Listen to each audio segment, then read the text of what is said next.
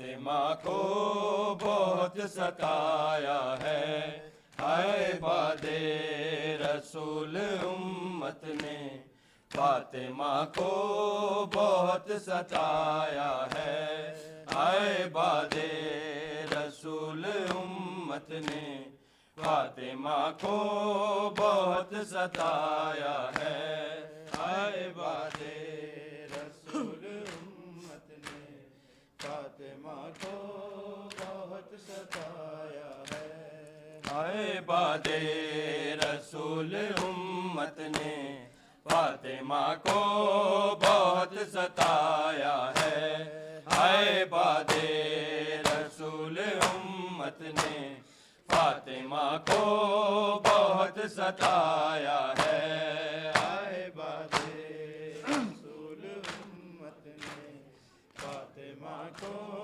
بہت ستایا ہے، ہائے باد رسول امت نے فاطمہ کو بہت ستایا ہے، ہائے باد رسول امت نے فاطمہ کو بہت ستایا ہے، ہائے باد رسول امت نے فاطمہ کو بہت ستایا ہے، ہائے باد رسول امت نے فاطمہ کو بہت ستایا ہے، ہائے باد رسول امت نے فاطمہ کو بہت ستایا ہے، اس کے گھر کو جلانے آئے ہیں، جس کے گھر میں قرآن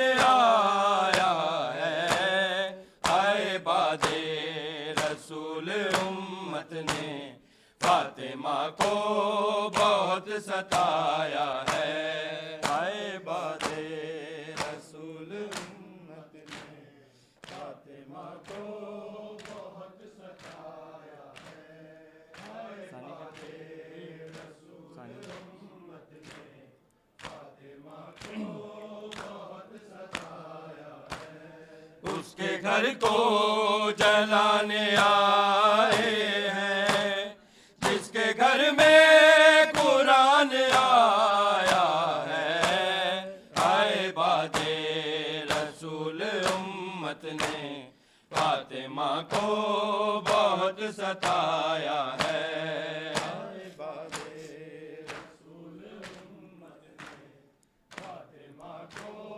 بہت ستایا ہے، ہائے باد رسول امت نے فاطمہ کو بہت ستایا ہے، بڑے دربار میں مسلمان دونوں جھٹلا دیے ہیں لال اس کے، جانے کیسا سلوک کر ڈالا، پل میں ہو گئے سفید بال اس کے، گر کے بے ہوش ہو گئی زہرا، حال زینب کو جب سنایا ہے، ہائے باد رسول امت نے فاطمہ کو بہت ستایا ہے، ہائے باد رسول امت نے فاطمہ کو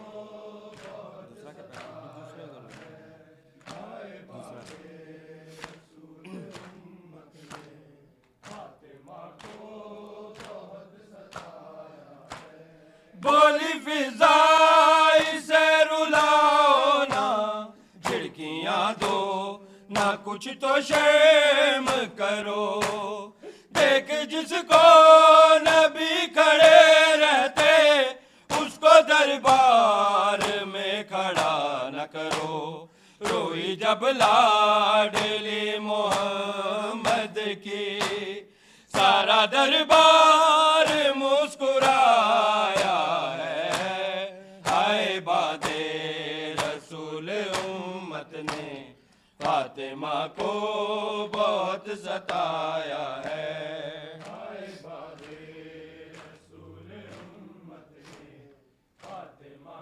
کو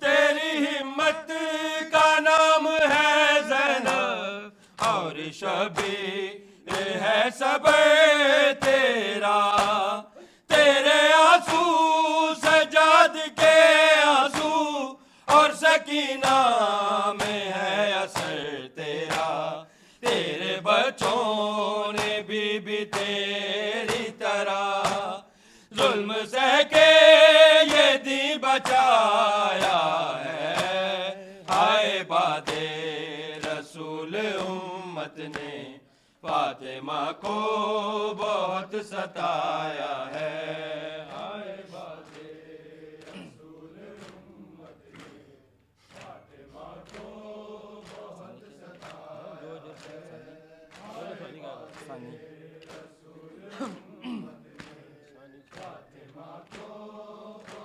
ستایا ہے۔ اس کے گھر کو جلانے آئے ہیں جس کے گھر میں قرآن آیا ہے، ہائے باد رسول امت نے فاطمہ کو بہت ستایا ہے، ہائے باد رسول امت نے فاطمہ کو بہت ستایا ہے، ہائے باد رسول امت نے فاطمہ کو بہت ستایا ہے۔ جو اجر سیدہ نے ہے پایا کیسے کوئی لگائے اندازہ، جب مسلمانوں نے کیا حملہ یوں لگا فاطمہ کو دروازہ، زخمی پہلو سے پاک بی بی نے مر کے بھی ہاتھ نہ اٹھایا ہے، ہائے باد رسول امت نے فاطمہ کو بہت ستایا ہے، ہائے باد رسول امت نے فاطمہ کو بہت ستایا ہے، ہائے باد رسول امت نے فاطمہ کو بہت ستایا ہے۔ ہاتھ اماں تیرے جنازے کو میں نہ اس وقت تک لگاؤں گا، نہ بلائے گی جب تلک مجھ کو بولے شبیر میں نہ آؤں گا، گھر میں کوہرام ہو گیا برپا، شاہ کو بی بی نے جب بلایا ہے، ہائے باد رسول امت نے فاطمہ کو بہت ستایا ہے، ہائے باد رسول امت نے اور ایک دو کو بہت ستایا ہے، رسول امت نے فاطمہ کو بہت ستایا ہے۔ اس کے گھر کو جلانے آئے ہیں جس کے گھر میں قرآن آیا ہے، ہائے باد رسول امت نے فاطمہ کو بہت ستایا ہے، ہائے باد رسول امت نے فاطمہ کو بہت ستایا ہے، ہائے باد رسول امت نے فاطمہ کو بہت ستایا ہے۔ ہاتھ اماں تیرے جنازے کو میں نہ اس وقت تک لگاؤں گا، نہ بلائے گی جب تلک مجھ کو بولے شبیر میں نہ آؤں گا، گھر میں کوہرام ہو گیا برپا، شاہ کو بی بی نے جب بلایا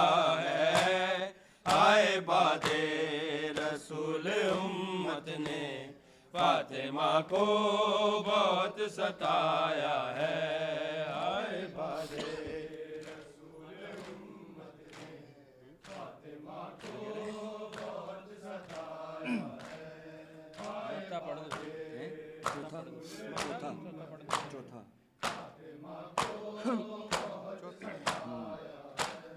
جو اجر سیدوں نے ہے پایا، کیسے کوئی لگائے اندازہ، جب مسلمانوں نے کیا حملہ، یوں لگا فاطمہ کو دروازہ، زخمی پہلو سے پاک بی بی نے مر کے بھی ہاتھ نہ اٹھایا ہے، آئے باد رسول امت نے فاطمہ کو بہت ستایا ہے، آئے باد رسول امت نے فاطمہ کو بہت ستایا ہے، اس کے گھر کو جلانے آئے ہیں، جس کے گھر میں قرآن آیا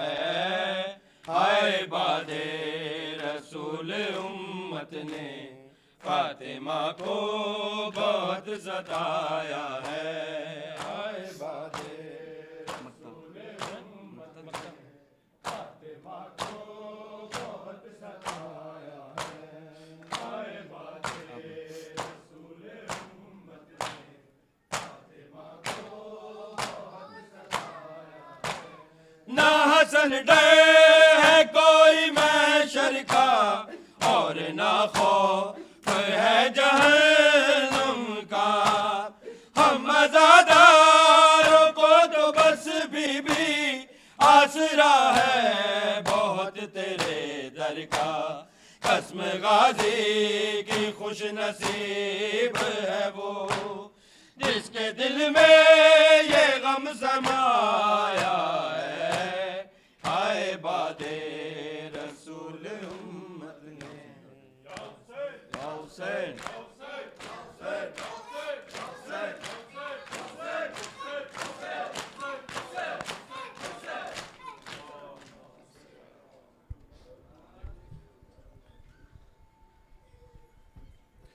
السلام علیکہ نبی اللہ، السلام علیکہ یا رسول اللہ، السلام علیکہ یا باعث الہدا، السلام علیکہ یا جد الحسن والحسین علیہ السلام، السلام